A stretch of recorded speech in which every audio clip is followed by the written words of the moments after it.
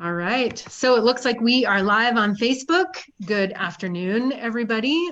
Mondays are hard, period. I don't know who decided to do this on Mondays, but it seems like everything explodes in the morning and then I have to hurry up and do this. Might have to rethink that. For those of you that have maybe not joined us in the past or are new to the Bullfrog Creatives platform, I want to welcome you all. Thank you for joining us. My name is Heidi Foy, and I am the creator of opportunities at Bullfrog Creatives. We started this little, thing, I guess, this broadcast in like mid-April, shortly after Roger Walters, who is the commissioner of the NIRA, canceled the CNFR. And I will say, let me rephrase that. I fully believe that was not a Roger decision. Obviously, that was a whole board decision. So shortly after that was made, mainly because I wanted to know like why and what and how and where do we go now. So that kind of blew up and grew to this, and we have since kind of moved on from profiling colleges and their rodeo programs to now kind of learning and following up with a bunch of alumni. So I am an alumni of college rodeo and college in general, but I always think that, and I still do, that sometimes college rodeo brings kids to further education that maybe they probably wouldn't have in the past or wouldn't have had that opportunity. So I think it's really great to catch up with those student athletes. So today, I apologize, we did have to kind of change it up a little bit, but I'm real excited. I know she was giving me a hard time about this because she feels like she's not a good replacement, but I will take her all the time. Miss Kelsey Scott. So Kelsey, as I posted on Facebook, I've known Kelsey longer than she knows that I've known her because our dads actually rodeoed together many years ago. Many moons ago. Yeah, as long as it has been since I have rodeoed, it has been at least that times two since my father has rodeoed. I know your dad went a little bit longer, but so like diaper age, Yep. babysitting and all the good things. And then we kind of, once our fathers weren't rodeoing together, then we all obviously went our separate ways and came back. And I obviously followed your basketball career through high school, followed your rodeo career through high school, and then ran into Kelsey again when I was doing the production for the CNFR. So two things. First, we'll start with two things and then it's going to explode. Where did you college rodeo? I college rodeoed for Chadron State College in Chadron, Nebraska. Okay. And then you also served as a student director for the Central Rocky Mountain region. Is that correct? Yes. So let's talk. I feel like most of the people that kind of tune in either are upcoming in college rodeo ranks or are alumni. And so for those of y'all that don't know, I would say one of the best parts about the NIRA and college rodeo in general is that not only are they governed by a board of directors that consists of coaches, but they're also governed by student directors. So there's one from each region, each of the 11 regions. And it's a lot of work. I was not lucky enough to be selected as a student director, but I do know it's a lot of work. It's a lot of flag carrying around. It's a lot of promotion. It's more of I would say it's a lot more of the production side of rodeo rather than just the going and enjoying the college rodeo as a student athlete. So kudos to you. What would you say is your number one takeaway after having served on the board, but then also just as a student director? So I would say probably one of my biggest takeaways came when everything with the CNFR happened this year. And people started, posting on social media, voicing their opinions on how the CNFR was canceled. Right. And I can say just from where I was on that as a student director, that was a board decision. And not only was it a board decision, but each student director and faculty director went to their region. And I, just from where I was, found out what would be best for every athlete involved. And so it really made me sad when I saw that everyone started blaming people. And I was just thought to myself, from my background, I know that wasn't an easy decision, but also that it wasn't just a one-man decision. Right. So, I would agree with that. Yeah. And, it was, like you said, you don't just get to go and necessarily enjoy the rodeo when you're a college athlete and the whatever I was, director.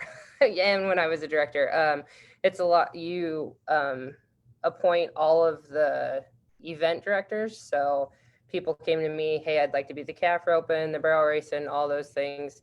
And then I got to set a lot of barrel patterns because my traveling partner was the barrel director. So I got to do that. Wasn't a barrel racer, but could stake a mean barrel pattern.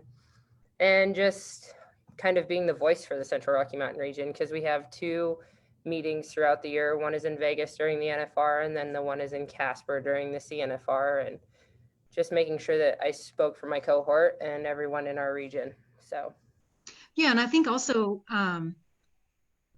so many things set the NIRA and college rodeo apart from other college athletics, and that is, I mean, obviously the one that I've talked about the most is that you can college rodeo and you can rodeo professionally at the same time. So that's one big difference. But I would also say that another big difference is that the student body has representation on the board, on the governing board, which clearly does not happen with NCAA sports. Right. Yep.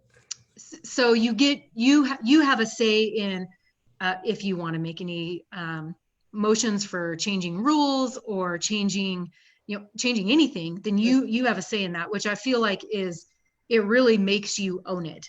Like, this is our organization. We determine how the points are earned, how they're rolled out, how the regions are set up. I don't know. I mean, anything could come up. The CNFR is a little bit different in that, or college rodeo is different probably from high school in that there are fines associated with certain things.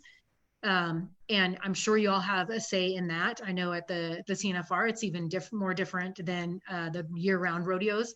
I know for women in particular, if you lose your hat, you can be fined for that because you need to be able to keep your cowboy hat on. I mean, some of them are silly and minor, but a lot of them too are to uphold the integrity of rodeo and the association in particular. And so I think having students be able to serve in that capacity is a game changer in comparison to other athletes and other athletics in the collegiate level. So yeah, and having played basketball and rodeoed, it blew people's mind in the NCAA world that we could earn money.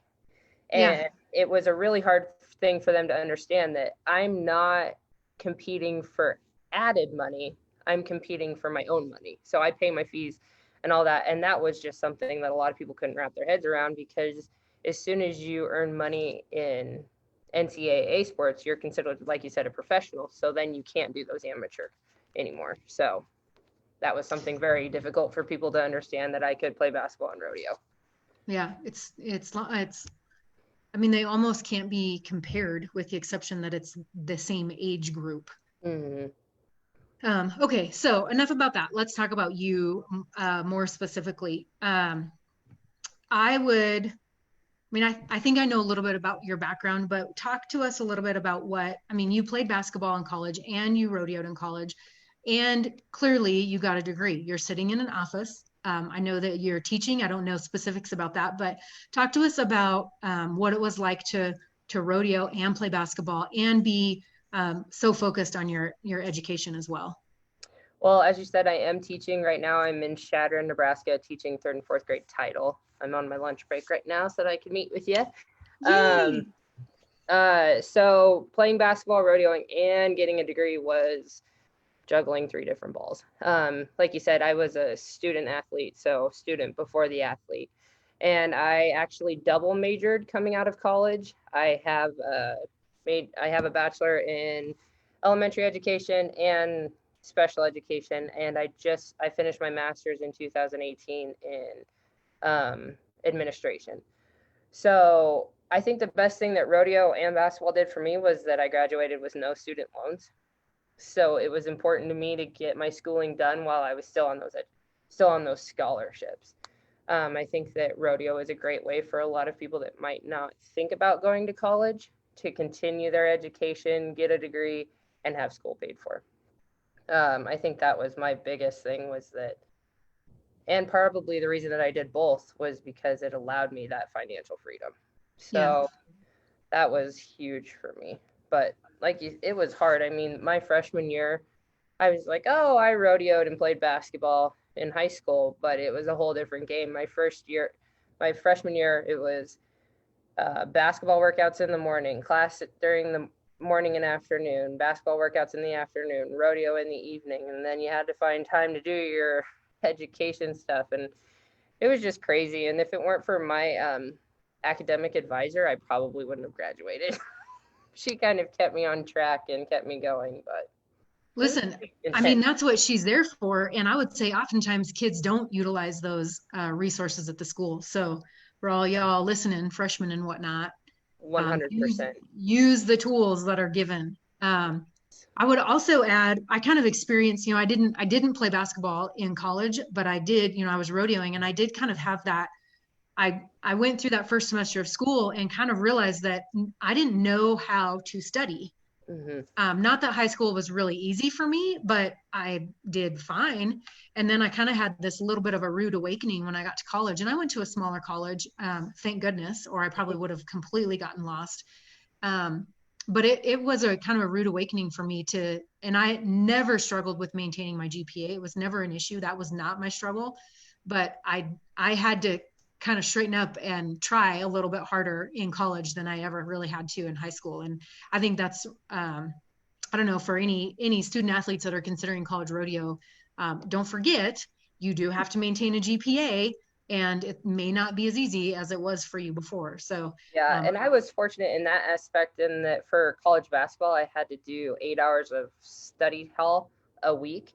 And mhm. so we were mandated, you had to go in, you had to sign in. It was at the tutoring center, so there was help if we needed it. And I would recommend that to any college student, any college athlete. Set a time, set a schedule that you're going to go in and study, get the help from the people that are there. Because like you said, if it weren't for those study tables, I don't know that I would have maintained my GPA, because it was a whole new world. I mean, it's the first time you're on your own, kind of away from your parents. Your parents aren't telling you to get it done. So those, like you said, with the advisors and stuff, use the things that your college has for you to make sure that you keep up on those things. Yeah, for sure. So talk to me. One of the questions that I asked Bridger last week was, obviously you guys, um, everybody, clearly everybody goes a different direction after college, and college rodeo doesn't always lead to, CNFR doesn't always lead to NFR, and CNFR doesn't always lead to professional rodeos. I mean, especially as young women, while the opportunities are expanding and there is breakaway roping now at many more rodeos than there were even when I was rodeo, excuse me, but even when you were still going, it's not always the only option. And so one of the things that I have really tried to focus on is not just NIRA alumni and athletes moving on to compete in the NFR and winning gold buckles, but also moving on and being successful in life, which clearly I believe is, while I would like to win a gold buckle, I mean, I think that the larger goal is to be successful in life. And so talk to me about, one of the things I asked Bridger was like, what would you, if you were to give advice, like what would that advice be? And I think your advice, be it different than somebody that has been to the NFR or has competed at that level, is going to be still, the same. I can see you kind of thinking about it too, Yeah. which is good. This is why I don't tell y'all what my questions are going to be. Yeah. People are going to know now. But I mean, if you could give somebody advice that's just starting out in college, whether they're going to go one way or the other, I mean, what would you say? Um, First, back to the breakaway thing. I think Yeah. that we have some women in rodeo who are advocating very strongly in getting the breakaway a much bigger field to play in. And I mean, you Yes. have Jackie Crawford, Jordan Fabrizio, Kelsey Chase, Larry Guy, Hope Thompson, Lindsay Sumter. All of those women are pushing hard to make sure that women can maybe at one point rope at the Thomas and Mack, Mm-hmm. because right now the only option is for unbarrels, or if you're a team roper. I mean, Whitney DeSalvo just got to be the first number 8 healer for a woman. So I think there's a lot of expansion happening for women in rodeo right now, and that's huge. And that kind of leads into the advice that I would give. if I were to start college right now, I think I would probably focus more on trying to go to some of those big rodeos and win some. I did Inter Frontier Days last year. That was a lot of fun. I always watched my dad growing up, and then actually getting the chance to rope there was so cool. But going back to when I started, my biggest piece of advice would be to never give up. I mean, I know that's kind of cliche, but when we're right now is a perfect example with what happened with the CNFR. I mean, how many athletes hit a road bump in not only their rodeo career, but their academic career? And I know some kids that were just like, well, I think I'm just going to be done rodeoing because I don't have time for that. And I took a 5th year of eligibility because I was the director, and I would never take that back. I didn't make the college finals that year, but it was another year to get to rodeo. So I think that you never give up on those goals. You never give up. If, say, last year would have been your last year and you wanted to make the college finals, go back, do it again, try it again. Like, don't minimize your goals because a roadblock got in the way. You have to go at them. And I know that, like those women that I mentioned, their goals are to push breakaway into the spotlight. And I mean, the WCRA just had that event this past weekend in Guthrie where they were roping for huge money. And so I think that making sure you push for those goals all the time, even as cliche as that sounds, I would say that would be my biggest piece of advice in rodeo and life, just everything.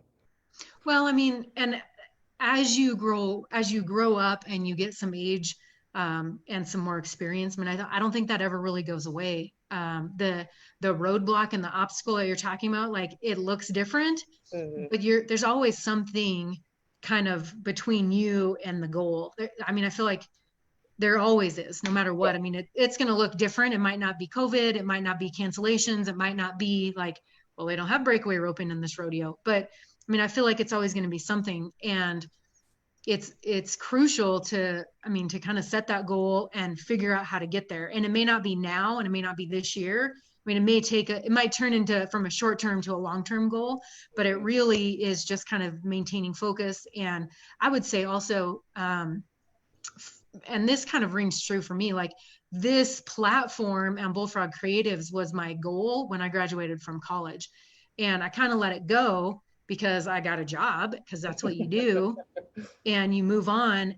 But I always kind of had it in the back of my head, and I was given an opportunity from a negative circumstance, kind of turned into a positive circumstance, and I just ran with it. And even this time last year, like, I didn't know what I was going to do, but I was going to do something, and it was going to be around rodeo. And, if you're passionate about it and you stay focused, you can get to that end goal. It just might take a little bit of time, and, 20 years, whatever. Hey, whatever. Nobody's counting.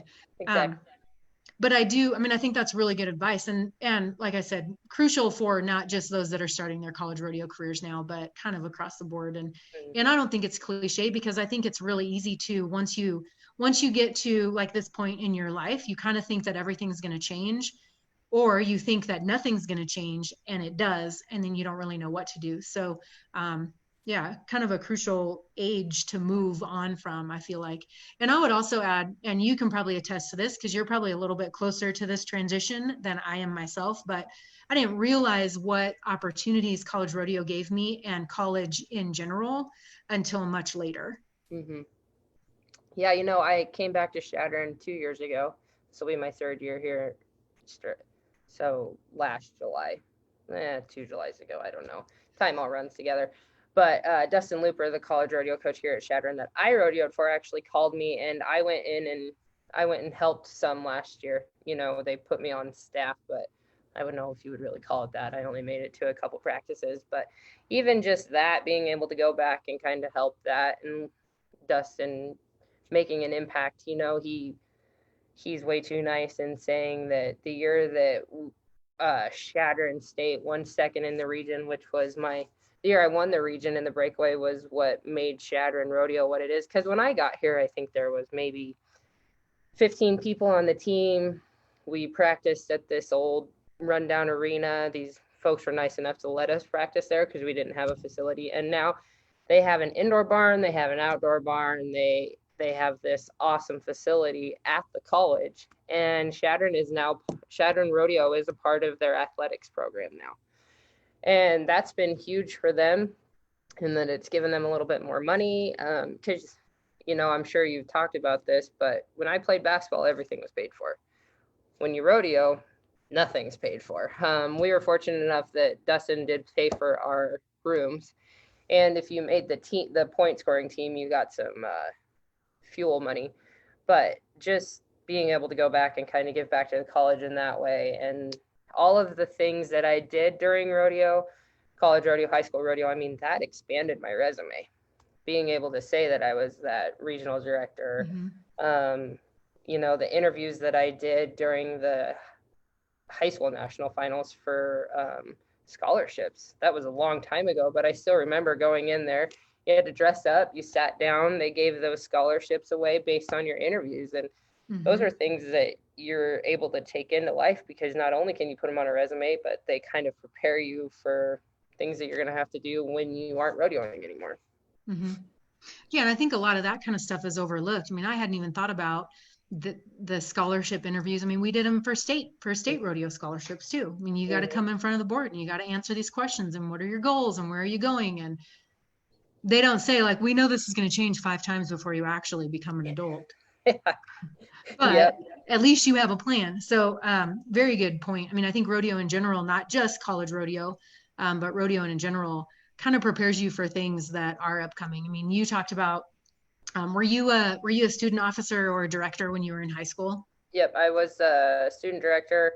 I was a vice president, and then I was even a director and a student delegate for the national high school finals when I went. And so, when you first get out of college, you don't have much of a resume. You have your summer jobs, if you work during school, those kinds of things, but you can add those things on and use people from those parts of your life as references, which I think is a big deal. I was just talking to my older sister, Kylie. She rodeoed too, and we were doing a resume for her. And just the different walks that rodeo takes you on gives you a lot of different people, connections, those type of things.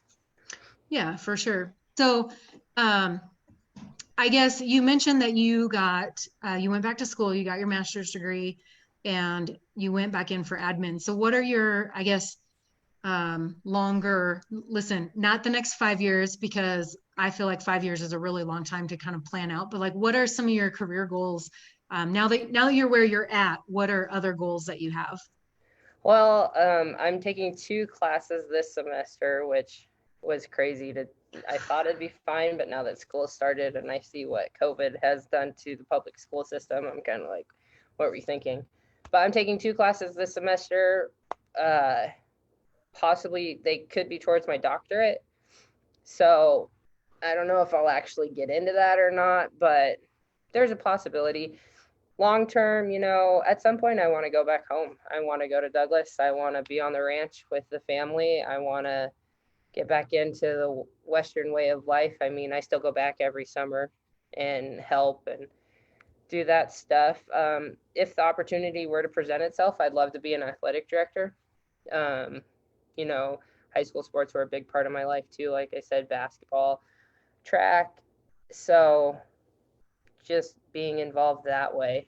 And I will never be a principal. I guess never say never. But that's not on the goal right now. Oh, that's not on the vision board. Yeah, I'd rather just be the peon that does what the principal says. But not as of right now. But like you said, I thought I'd be rodeoing into my 30s, and I go to one every now and then. My dad and my uncle built an indoor barn at our place. And I saw. If I could have had that 10 years ago, I probably still would be rodeoing. But yeah, isn't it amazing what they do for the grandkids? The grandkids, yeah, exactly. My niece, she's in there every day. When COVID went out, she did her schoolwork, and then she worked for my dad pretty much, and went and rode. And I'm just, wow, you guys are spoiled. Take advantage of it. But dang, it's nice. Even on the hot days, it stays cool out of the Wyoming wind. Yeah, that's funny. Yeah.